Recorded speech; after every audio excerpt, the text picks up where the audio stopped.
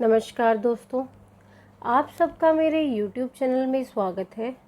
दोस्तों, आज हम बात करेंगे नारियल का जन्म कैसे हुआ। प्राचीन काल में सत्यव्रत नाम के एक राजा राज करते थे। वह प्रतिदिन पूजा पाठ किया करते थे। उनके पास किसी भी चीज़ की कमी नहीं थी। वह धन दौलत से लेकर हर प्रकार की सुविधा से समृद्ध थे। हालांकि इसके बावजूद भी राजा की एक अभिलाषा थी जिसे वे पूर्ण की चाह रखते थे। दरअसल राजा सत्यव्रत को किसी प्रकार से स्वर्गलोक जाने की इच्छा थी। वह अपने जीवन में कम से कम एक बार स्वर्गलोक के सौंदर्य को देखना चाहते थे, लेकिन उन्हें इसका मार्ग नहीं पता था। इधर दूसरी तरफ ऋषि विश्वामित्र अपनी तपस्या के लिए घर से बाहर निकले। चलते चलते वह अपनी कुटिया से काफ़ी आगे चले गए थे। काफ़ी समय बीत गया, लेकिन वह नहीं लौटे। इस कारण उनका परिवार भूख और प्यास से तड़प रहा था।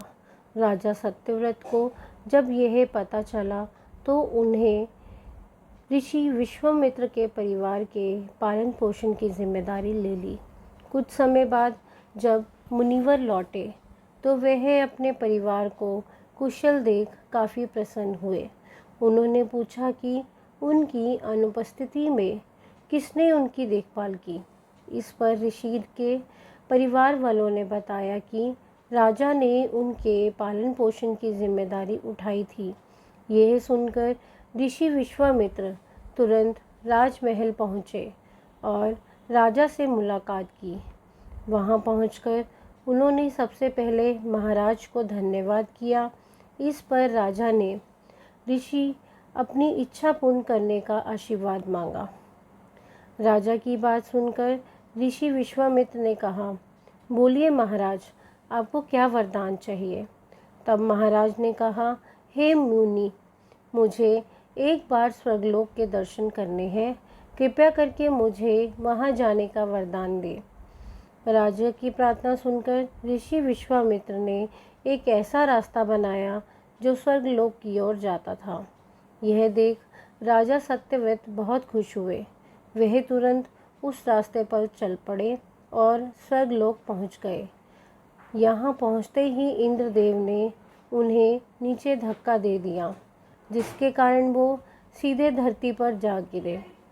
राजा सत्यव्रत ने तुरंत सारी घटना ऋषि विश्वामित्र को बताई। राजा की बात सुनकर ऋषि विश्वामित्र गुस्से से आग बबूला हो उठे।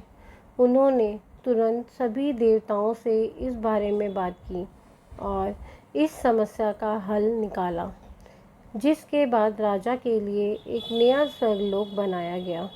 नए स्वर्गलोक को पृथ्वी व देवताओं के स्वर्गलोक के बीच स्थापित किया गया था, ताकि किसी को परेशानी न हो। नए स्वर्गलोक से राजा सत्यव्रत तो बहुत खुश हुए, लेकिन विश्वामित्र को एक चिंता लगातार सता रही थी। उन्हें डर था कि नया स्वर्गलोक कहीं जोरदार हवा के कारण गिर ना पड़े।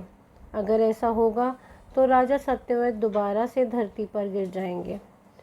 काफ़ी सोच विचार के बाद ऋषि विश्वामित्र को एक उपाय सूझा। उन्होंने नए स्वर्गलोक के बीच में एक बहुत बड़ा लंबा खंबा लगा दिया ताकि उसे सहारा मिल सके। ऐसी मान्यता है कि नए स्वर्गलोक के नीचे लगाया गया खंबा एक विशाल पेड़ के तने के रूप में बदल गया था। यही नहीं, कुछ समय पश्चात जब राजा सत्यव्रत की मृत्यु हुई तो उनका सिर एक फल में तब्दील हो गया। सभी से इस खंबे को नारियल का पेड़ कहा जाने लगा, जबकि राजा का सिर नारियल के रूप में जाना गया। यही कारण है कि नारियल का पेड़ इतना लंबा होता है। दोस्तों, अगर आपको मेरी वीडियो अच्छी लगी हो तो लाइक कीजिए, सब्सक्राइब कीजिए और बेल आइकन को ज़रूर प्रेस कीजिए। धन्यवाद दोस्तों।